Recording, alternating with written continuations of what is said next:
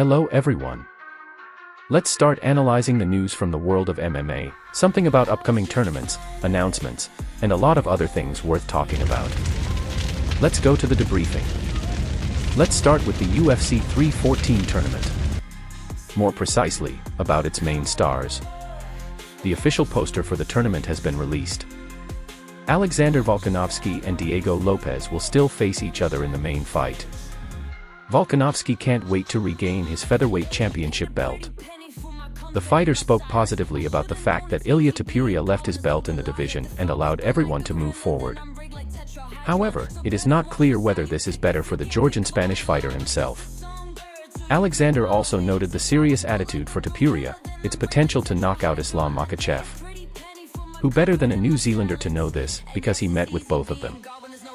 Let me remind you that the fight between Alexander Volkanovski and Diego Lopez will take place in Miami on April 13th.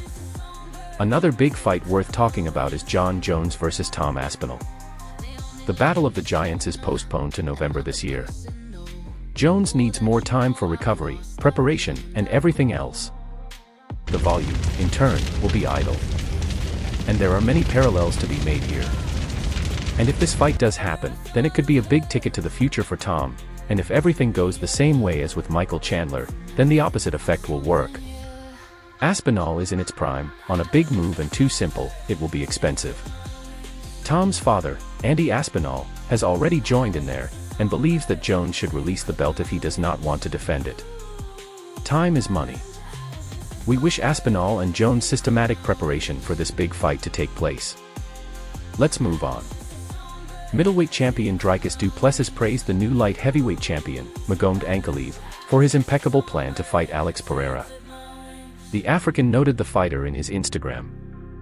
Magomed, in turn, stated that he had agreed with the UFC leadership on the date of his rematch with the Brazilian. The athlete does not name the day of the fight, but for his part he is ready for battle. It remains to wait for Alex. Next up is Leon Edwards. On the eve of the tournament in London, the fighter shared his opinion about his previous defeat to Belal Muhammad. Leon was hampered by injuries, early timing of the match and underestimation of the opponent. The athlete lost his belt in a fight with Belal Muhammad at the UFC 304 tournament. Now another opponent is in line. Sean Brady, the high-class wrestler who replaced Jack Maddalena. Moreover, Brady, who occupies the 5th place in the division, is the favorite.